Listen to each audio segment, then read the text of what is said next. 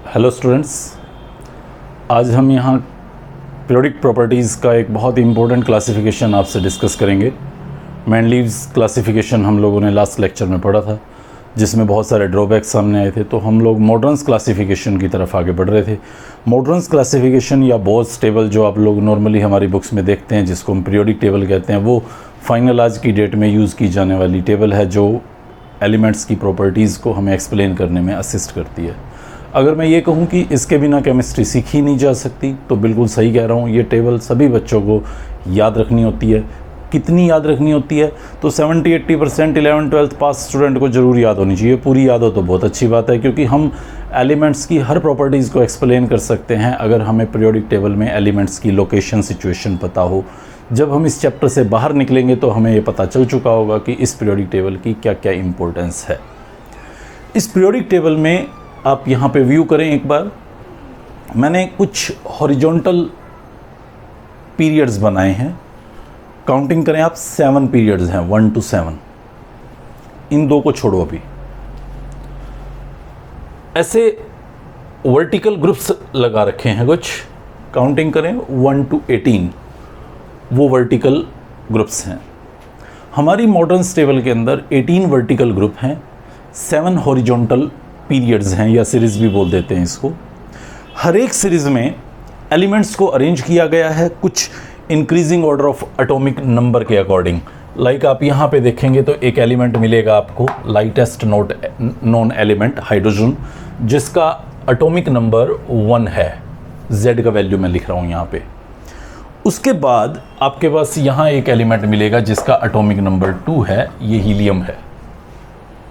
फिर उसके बाद यहाँ पे आपको लिथियम दिखाई दे रहा है 3, बेरिलियम दिखाई दे रहा है 4, एंड देन आप यहाँ पे आए, यहाँ पे boron, carbon, nitrogen, oxygen, fluorine, neon.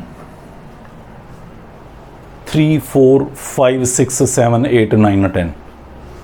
फिर यहाँ पे आप आएंगे सोडियम, मैग्नीशियम, देन फिर यहाँ पे aluminium, silicon, phosphorus, sulphur, chlorine, argon. फिर आप यहाँ पे आएंगे पोटेशियम, 19 एटॉमिक नंबर का दिखाया है, कैल्शियम 20 का, then scandium, titanium, vanadium, chromium, manganese, ferric, cobalt, nickel, copper, zinc, 30 तक। ये ऊपर ये सब स्पेस खाली पड़ा है एज इट इज। जिंक के बाद हमारे पास यहाँ गैलियम, ऐसे भर देता हूँ, indium, thallium, germanium, tin, lead, arsenic, antimony, bismuth, selenium, tellurium, polonium, bromine, iodine, astatine, krypton, xenon, radon,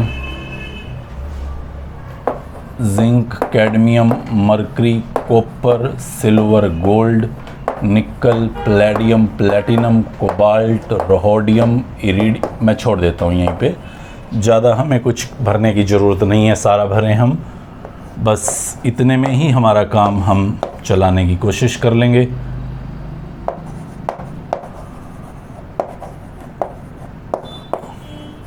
ये सब फील्ड है, हम लोग देख लेंगे धीरे धीरे कि कहाँ पे हमारी रिक्वायरमेंट है। मैं यहाँ पे 1-2 और भर देता हूँ, ज़्यादा नहीं भरता। यहाँ पे स्कैंडियम, यट्रियम, हैफनियम, यहीं पे आएगा ये हैफनियम 72 का। और इसको अगर आप देखेंगे तो ये आपका 56 का बेरियम है। यहीं पे मैं पॉइंट को हाईलाइट करूँगा, जो भी बात मैं बताना चाहता हूँ वो इसी पॉइंट पे बताऊँगा, बाकी छोड़ देता हूँ एक बार कुछ समय के लिए। तो इस तरह से आप यहाँ पे देख पा रहे हैं हमारे पास ये 18 ग्रुप्स हैं, starting from 1, 2, 3 and so onward up to 18। और ये 7 हमारे पास पीरियड है, 1, 2, 3, 4 एंड सोन, इस तरह से। अगर आप मेंबर्स इन ए पीरियड देखें तो फर्स्ट पीरियड में सिर्फ 2 मेंबर्स हैं, हाइड्रोजन और हीलियम। सेकंड पीरियड में 8 मेंबर्स हैं, थर्ड पीरियड में भी 8 मेंबर्स हैं, फोर्थ पीरियड में आप काउंट करेंगे 18 मेंबर्स हैं, फिफ्थ पीरियड में आप काउंट करेंगे अगेन 18 मेंबर्स हैं, सिक्स्थ पीरियड में आप काउंट करेंगे आपको 32 एलिमेंट दिखाई देंगे।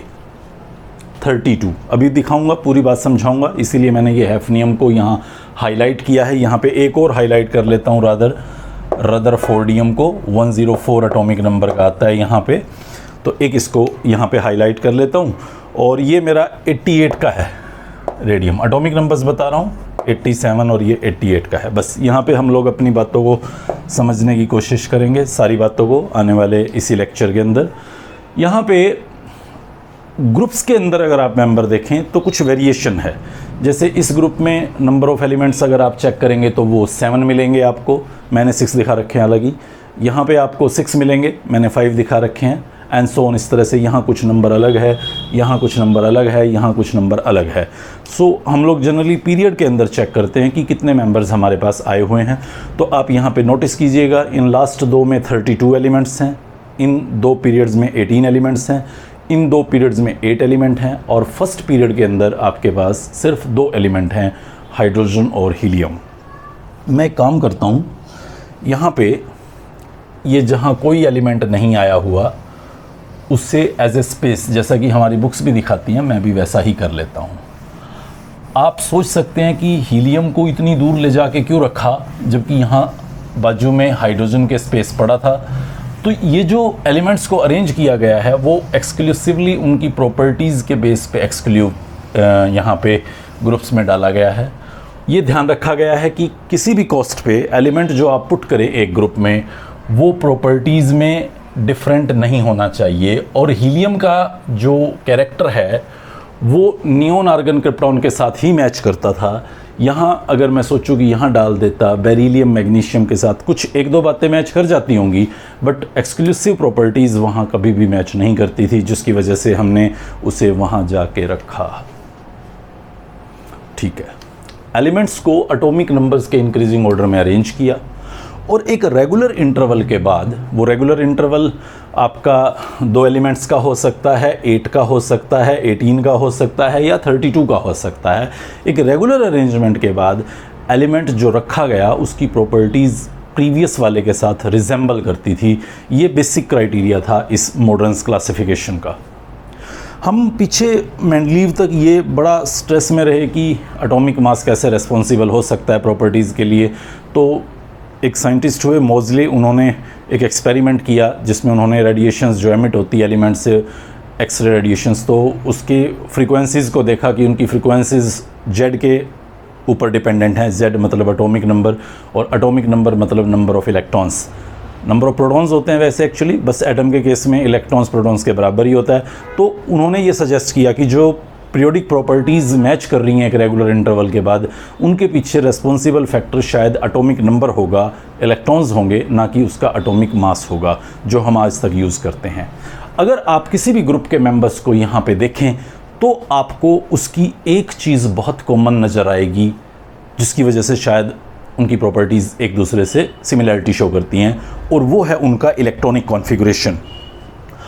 आप किसी भी ग्रुप का इलेक्ट्रॉनिक कॉन्फ़िगरेशन देखें, उसके सभी मेंबर्स का इलेक्ट्रॉनिक कॉन्फ़िगरेशन देखें।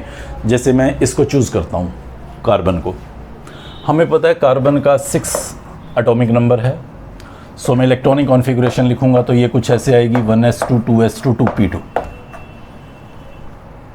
अब इसके नीचे वाले सिलिकॉन का देखूं जहाँ पे 14 आपके एटॉमिक नंबर आने वाला है। आप जब इलेक्ट्रॉनिक कॉन्फ़िगरेशन को फिल करेंगे तो ये लास्ट में आएगा 3s2 3p2। आप जर्मेनियम को देखें, 32 एटॉमिक नंबर के साथ है। जब आप इसको फिल करेंगे तो इलेक्ट्रॉनिक कॉन्फ़िगरेशन आएगा 4s2 4p2, और ऐसे सभी को आप नीचे देखते जाएं। सबके लास्ट शेल में यही आपको s2p2 दिखाई देगा, सिर्फ n वैल्यू चेंज होता चला जाएगा, सिर्फ प्रिंसिपल क्वांटम नंबर लास्ट का चेंज होता चला जाएगा। और आप किसी भी ग्रुप में विजिट करें, कोई एक आध एक्सेप्शन आ सकता है। जैसे आप यहाँ पे देखेंगे इसका 2s2 2p5 है, तो इसका 3s2 3p5, 4s2 4p5, 5s2 5p5 and so on. आप यहाँ पे आ जाएं, इसको नोटिस करें ऊपर को, हमारे लिए बहुत क्रूशियल रहा था सेकंड चैप्टर में। और इस कॉपर का कॉन्फ़िगरेशन आप रिकॉल करें एक बार, मैं यहाँ पे लिख रहा हूँ 1s2 से शुरू करके 4s1 3d10 ये कॉन्फ़िगरेशन आता था कॉपर का। अब मुझे सिल्वर या गोल्ड का रट्टा मारने की ज़रूरत नहीं है, मुझे पता है सिर्फ n चेंज होना है। यानी कि सिल्वर के लिए क्या हो जाएगा 5s1 4d10, वही एक्सेप्शनल कैरेक्टर। गोल्ड का क्या हो जाएगा 6s1 5d10, सेम वही का वही, सिर्फ n का वैल्यू चेंज होता चला गया। तो इस तरह से मुझे पूरी टेबल का कॉन्फ़िगरेशन इंस्टेंटली पता चल जाता है। कहीं कहीं कोई दिक्कत आ सकती है, लाइक निकल का अगर आप देखें जाके कॉन्फ़िगरेशन, तो निकल का कॉन्फ़िगरेशन 4s2 3d8 आता था, लेकिन प्लेडियम में जाके वो 4s0 3d10 हो जाता है। वो तो देखो एक्सेप्शंस हैं और एक्सेप्शंस आपको कहीं भी मिल सकता है, but normally most of the places in group आप जाके देखें तो जो आपको फर्स्ट मेंबर की कॉन्फ़िगरेशन दिख रही है सभी वही फॉलो कर रहे होते हैं, सिर्फ उनका n कंटिन्यूसली चेंज हो रहा होता है। अब आप मुझसे किसी भी एलिमेंट का पूछें, लाइक आप कहें अच्छा सर सीजियम का बताओ, अब मुझे अगर सीजियम की पोजीशन याद है टेबल के अंदर कि वो ग्रुप 1 में पड़ा होता है और ग्रुप 1 के पहले मेंबर का मुझे कॉन्फ़िगरेशन याद है 1s2 2s1 है, तो मुझे ये श्योर्ड है कि उसकी लास्ट शेल में s1 ही आएगा। 6s1 होता है क्योंकि वो 6th पीरियड का मेंबर है। तो इस तरह से मैं किसी भी एलिमेंट की कॉन्फ़िगरेशन को इंस्टेंटली बिना कुछ ऐसा प्रेडिक्शन किए कि 1s 2s और एटॉमिक नंबर में फिल कर करके देखूं, वो मुझे बिल्कुल ज़रूरत नहीं होती। मैं अपने उस पर्टिकुलर ग्रुप के फर्स्ट मेंबर की कॉन्फ़िगरेशन याद रखता हूं, तो नीचे वालों की एज इट इज़ वही होने की प्रोबेबिलिटी रहती है मैक्सिमम, एक आध केसेस जैसे मैंने यहाँ बताया उसको छोड़ के। तो ये सारी स्टोरी आपको ये सजेस्ट करने की कोशिश कर रही है कि क्यों किसी एक ग्रुप में आने वाले सभी मेंबर्स प्रॉपर्टीज़ में रिजेंबलेंस शो करते हैं, क्योंकि प्रॉपर्टीज़ के लिए तो उनके इलेक्ट्रॉन्स ही रेस्पॉन्सिबल होंगे, जो भी उसकी आउटर मोस्ट शेल है उसके इलेक्ट्रॉन्स रेस्पॉन्सिबल होंगे। और आउटर मोस्ट शेल के इलेक्ट्रॉन आप देख ही पा रहे हैं कि सभी में सिमिलैरिटी शो कर रहे हैं, तो प्रॉपर्टीज़ में भी डेफिनेटली वहाँ सिमिलैरिटी हमें ऑब्जर्वेबल होनी ही है। और वही हमारे साथ यहाँ पे हो रहा था, जैसा हम इस पर्टिकुलर टेबल के अंदर ऑब्जर्व कर पा रहे थे। चलिए, ये तो हुई पहली बात कि क्यों इस ग्रुप में आने वाले मेंबर्स प्रॉपर्टीज़ में रिजेंबलेंस शो करते हैं। कुछ और छोटी छोटी बातों को मैं यहाँ पे कलेक्ट करते हुए समझाता हूँ। जैसे सबसे पहली बात देखें आप, फर्स्ट पीरियड के जो दो मेंबर्स हैं, अगर आपको पता है कि ये दो फर्स्ट पीरियड के मेंबर हैं तो आप समझ जाइए इनकी सिर्फ एक शेल फिल्ड होगी। अगर मैं यहाँ पे न्यूक्लियस के बाहर इलेक्ट्रॉन्स फिल करना चाह रहा हूँ तो फर्स्ट पीरियड वालों का सिर्फ एक शेल में इलेक्ट्रॉन होगा, बाकी सब शेल्स खाली पड़ी होंगी।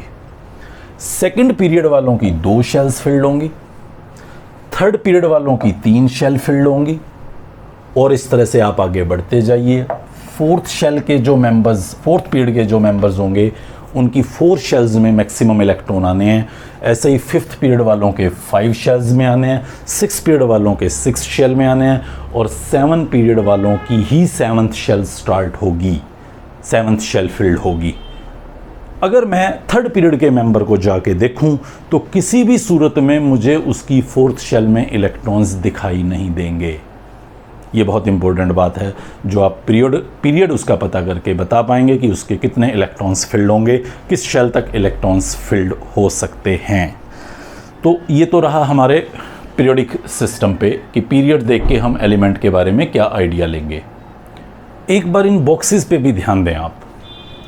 ये बॉक्स एक एलिमेंट पोजेस कर रहा है, पोटेशियम 19 एटॉमिक नंबर का, ये 20, 21, 22, 23 एंड सो ऑन। आप कहीं भी घूमें, आपका जो एडजेसेंट नेबरर होगा, नेक्स्ट नेबरर जो होगा नेक्स्ट ग्रुप का, वो आपसे, दैट मीन्स इस पर्टिकुलर एलिमेंट से एक एक्स्ट्रा प्रोटॉन पोजेस किए हुए है। अगर मैं ये बोल रहा हूँ कि इसके पास 13 प्रोटॉन है तो इसके पास 14 है। अगर मैं बोल रहा हूँ इसके पास 16 प्रोटॉन है तो इसके पास 17 प्रोटॉन है। ये सिंपल सा कॉन्सेप्ट है। लेकिन आप इस जगह पे आके देखें, इस जगह पे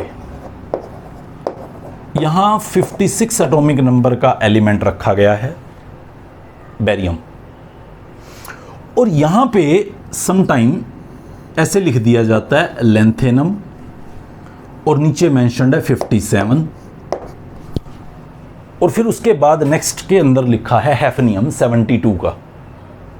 सिमिलरली आप यहाँ पे देखें तो यहाँ एक लिखा हुआ है मेंबर एक्टीनियम 89 एटॉमिक नंबर का, उसके बाद आता है 104 रदरफोर्डियम, तो ये 57 से 71, 58 टू 71 वाले कहाँ चले गए? ये तो यहाँ टेबल में कहीं आ नहीं रहे हैं। या सिमिलरली 89 के बाद यानी कि 90 टू 103 वो कहाँ चले गए? उनके बारे में तो कोई डिस्कशन नहीं दिख रहा मुझे यहाँ पे। कुछ रिफाइंड टेबल्स में जो कि ज़्यादा सही है वो यहाँ पे लेंथेनम नहीं दिखा रहे हैं, वो इस जगह पे एक्टिनियम नहीं दिखा रहे हैं। रादर वो क्या लिखते हैं, मैं इन दोनों बॉक्सेस को यहाँ हाईलाइट करके दिखा रहा हूँ ऊपर ही, ताकि आप क्लियरली इसको विजुअलाइज कर पाएँ। वो इस बॉक्स को कुछ ऐसे दिखाते हैं, लेंथेनम टू ल्यूटेशियम 57 टू 71, ये ऐसा दिखाते हैं इस बॉक्स को। और नीचे वाले बॉक्स की अगर मैं बात करूं तो नीचे वाले बॉक्स को कुछ ऐसा दिखाते हैं, एक्टिनियम टू लॉरेंशियम, सिंबल हैं ये एलिमेंट्स के, 89 टू 103। मतलब वो ये समझाते हैं, जो काफ़ी हद तक सही है, कि यहाँ पे इस पर्टिकुलर बॉक्स में 89 टू 103 एटॉमिक नंबर के 15 एलिमेंट्स फिल्ड हैं। एंड सिमिलरली यहाँ पे 57 से 71 एटॉमिक नंबर के 15 एलिमेंट्स इस बॉक्स में फिल्ड हैं। और उन 15 एलिमेंट्स को यहाँ कुछ ऐसे दिखा रखा है, अलग से बाहर निकाल के। आप पीरियोडिक टेबल देखिएगा बुक के अंदर, तो ऐसे बाहर निकाल के 57 टू 71 एटॉमिक नंबर वाले एक साथ दिखा रखे हैं। कुछ टेबल्स में 58 टू 71 भी दिखा रखा होगा, बट ज़्यादा परफेक्ट है 57 से 71। और ये 89 टू 103 15 एलिमेंट्स का ये जो नीचे वाला रो है वो सारा फोल्ड करके इस बॉक्स में डाला हुआ है, और ऊपर वाला जो ये आपको रो दिख रहा है ये फोल्ड करके इस बॉक्स में डाला हुआ है। तो आप कुछ ऐसा भी समझ सकते हैं कि थर्ड ग्रुप में बहुत ज़्यादा मेंबर्स हैं। थर्ड ग्रुप में 1, 2, 15 एंड 15, तो 32 एलिमेंट्स हो गए। हालांकि ये कुछ क्लियर कट कहीं मेंशन नहीं होता कि थर्ड ग्रुप में 32 हैं, बट हम लोग ऐसा ही टेबल को सोचते हैं कि टेबल में ये सभी एलिमेंट्स इनके अंदर डाले गए, क्योंकि अलग से उनको कोई स्पेस वहाँ प्रोवाइडेड नहीं था। तो इस तरह से आप इन दो पॉइंट्स को फोकस कीजिएगा, जहाँ पे आपको 15 एलिमेंट्स दिखाए जा रहे हैं, जो एक साथ वहाँ इस बॉक्स में ना दिखा के अलग से एक्सपेंडेड फॉर्म में यहाँ उनको रखा गया है। ये आपका नेक्स्ट पॉइंट था जो इस टेबल के अंदर आपको ध्यान रखना था। इन ग्रुप्स में जो 18 ग्रुप आपको दिखाई दे रहा है, उस 18 ग्रुप को नोबल गैस का ग्रुप भी बोलते हैं। नोबल गैसेस हैं ये, इनर्ट गैस भी बोलते हैं, जो किसी से रिएक्टिविटी जैसा सीन शो नहीं करते, मतलब रिएक्शंस नहीं करते हैं। ये जो ग्रुप 15 आपको दिख रहा, 17 आपको दिख रहा है यहाँ पे, इन सभी मेंबर्स को एक स्पेशल नाम दिया गया है, हेलोजेंस। हेलोजेंस का अगर मैं लिटरल मीनिंग देखूं तो वो होता है साल्ट फॉर्मिंग, तो मतलब ये सॉल्ट की फॉर्म में एग्जिस्ट करते हैं, इसलिए इनको हेलोजेंस बोला गया है। ऐसे ही इनको बोला गया है चैल्कोजेंस, और फॉर्मिंग है चैल्कोजेंस। इनको बोला गया है निकोजेंस, सफोकेटिंग है, PNICOGN, निकोजेंस, बट इतने पॉपुलर नहीं है। आप क्या करोगे, दो इनको याद रखोगे लास्ट वाले, नोबल गैसेस कौन सी हैं, हेलोजेंस कौन से हैं, और दो आप यहाँ पे याद रखेंगे। ये आपका एल्कली मेटल्स कहलाता है, first group alkali metals, base forming है वाटर में। ये एल्कलाइन अर्थ मेटल कहलाते हैं, एल्कलाइन अर्थ मेटल, अर्थ की क्रस्ट में ये हमें मिलते हैं। तो ये आप पर्टिकुलरली इनके कुछ स्पेशल नाम भी ग्रुप्स के याद रखेंगे। हर ग्रुप में जो पहला मेंबर है वो उनका लीडर समझा जाता है। लाइक हम ऐसा भी बोलते हैं ये फ्लोरीन फैमिली है, ये ऑक्सीजन फैमिली है, ये नाइट्रोजन फैमिली है, ये कार्बन फैमिली है, ये बोरोन फैमिली है, और इस तरह से कुछ बाकियों के लिए भी। हाइड्रोजन को अगर आप देखें तो हाइड्रोजन को लेके बहुत सस्पेंस रहता है। ये नॉन मेटल था, मेटल के साथ क्यों चिपका रखा है, क्या इसकी प्रॉपर्टीज से मैच करती हैं, क्यों नहीं इनको नॉन मेटल्स के साथ कहीं रख दिया गया? हाँ, रखा जा सकता था। हाइड्रोजन की प्रॉपर्टीज़ यहाँ भी मैच करती हैं इस ग्रुप 17 में। जैसे मैं बताऊँ, हाइड्रोजन H2 की फॉर्म में है, fluorine F2Cl Cl2 Br Br2 I2, तो काफ़ी मैचिंग है। और भी बहुत सारी चीज़ें हम लोग आगे चल के हाइड्रोजन का एक पूरा चैप्टर पढ़ेंगे, जहाँ पे हम देखेंगे कि क्यों वो ग्रुप 1 से भी सिमिलर है और क्यों वो 17 से भी सिमिलर है, और क्यों दोनों से डिसिमिलर भी है, फिर भी उसको यहाँ क्यों रख दिया गया है।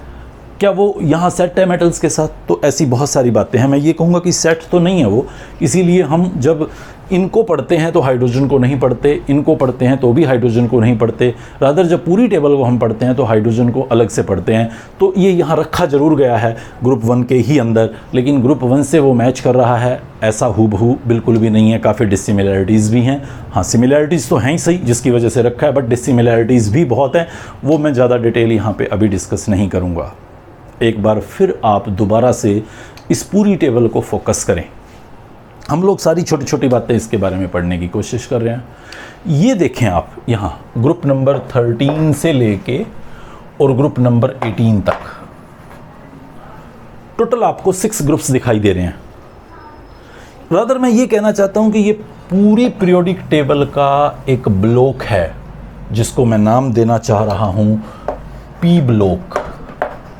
जैसे आप देखते हैं स्कूल कॉलेज में हम मूवमेंट कर रहे हैं, तो स्कूल कॉलेजेस में कुछ ग्रुप्स बने होते हैं, कुछ अलग अलग बना रखे हैं उन्होंने डिमार्केशन करके। एक एडमिनिस्ट्रेटिव ब्लॉक बना दिया, एक एडमिशन ब्लॉक बना दिया, एक साइंटिफिक लेबोरेटरी ब्लॉक बना दिया। तो इस तरह से कुछ ब्लॉक्स बनाए रहते हैं अलग अलग इंस्टीट्यूशंस के अंदर। तो सिमिलरली यहाँ पे भी टेबल के अंदर वैसे ही कुछ ब्लॉक्स बना रखे हैं।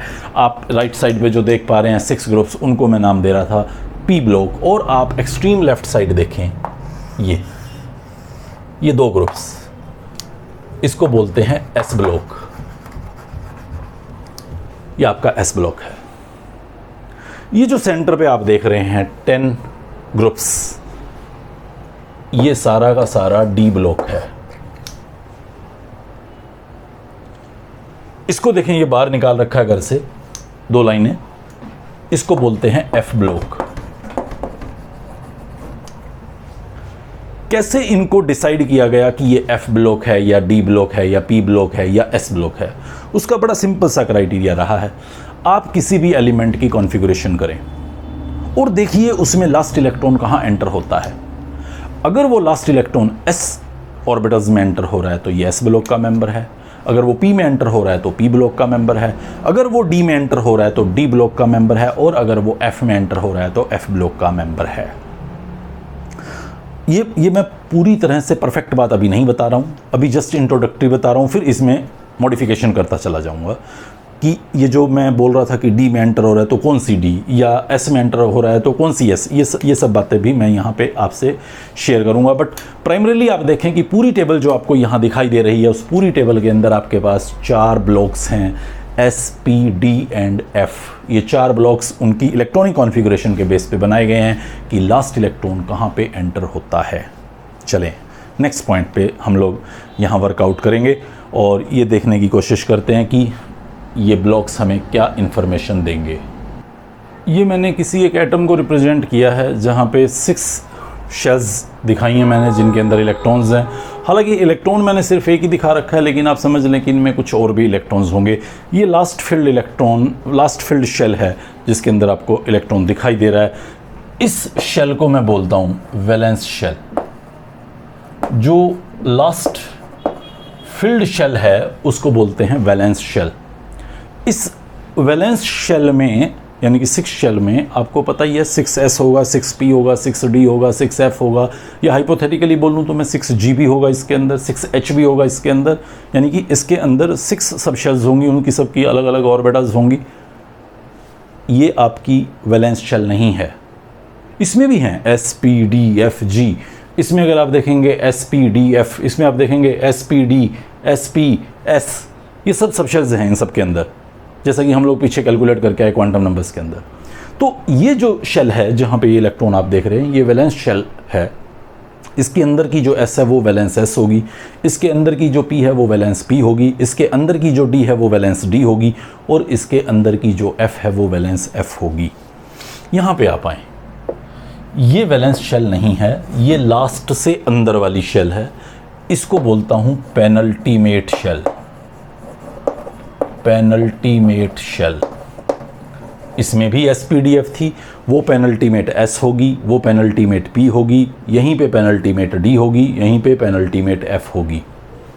इसको देखें आप, ये वैलेंस से अंदर यानी कि पेनल्टीमेट से भी आगे की एक शेल है जिसको मैं बोलता हूँ antepenultimate antepenultimate shell.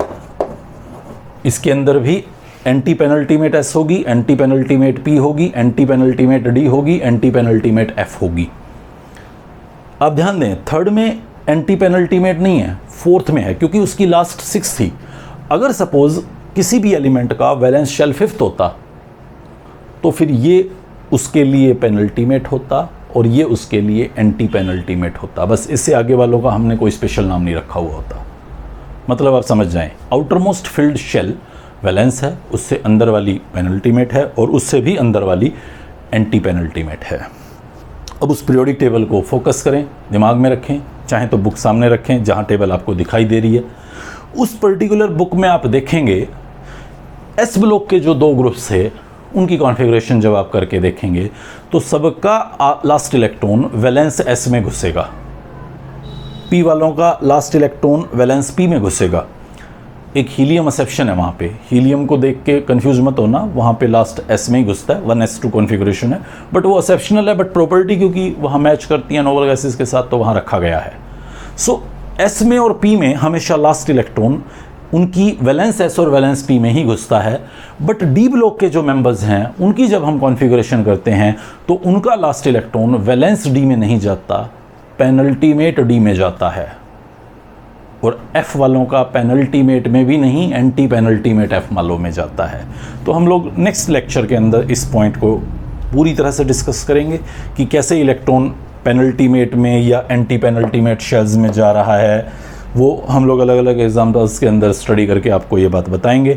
इन 118 एलिमेंट्स में 92 हमारे नेचुरल एलिमेंट्स हैं, बाकी सिंथेटिक एलिमेंट्स हैं, मैन मेड हैं, ट्रांस यूरेनिक एलिमेंट्स बोलते हैं इनको, और जिनका भी बड़ा Z वैल्यू है, या मैं और परफेक्टली बोलूँ कि जिनका भी n/p ratio, n is neutron and p is proton, जिनका भी n/p रेशो 1.3 से बढ़ जाता है वो न्यूक्लियस जनरली अनस्टेबल हैं, वो रेडियो एक्टिविटी शो करते हैं, रेडियो एक्टिव एमिशन दिखाते हैं, अल्फा बीटा गामा को रिलीज़ करते हैं। और अगर मैं थोड़ी सी न्यूक्लियर केमिस्ट्री की बात करूं, जो कि हालांकि यहाँ पे हमारी रिक्वायरमेंट नहीं है, तो उस न्यूक्लियर केमिस्ट्री में हमें पता चलेगा कि ये जो अल्फा बीटा गामा निकलते हैं ये एक्चुअली इस n/p रेशो को ही 1 के आसपास लाने की कोशिश करते हैं, क्योंकि जहाँ भी n/p 1 है वो रेडियो एक्टिव है ही नहीं।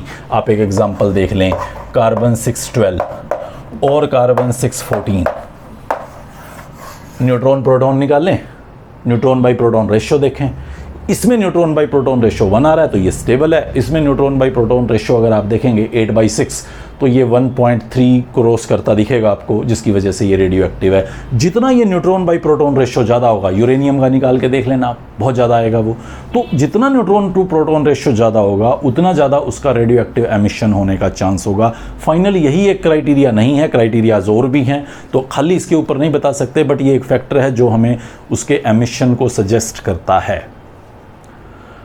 ठीक है, तो नेक्स्ट लेक्चर में हम लोग मिलते हैं फिर दोबारा से, और हम पढ़ेंगे ये कॉन्फ़िगरेशन में क्या पेनल्टीमेट एंटी पेनल्टीमेट का झंझट था, और बहुत सारे क्वेश्चंस जो इससे रिलेटेड हमसे पूछे जाते हैं। टिल दैट आप इसको अच्छे से पढ़ें।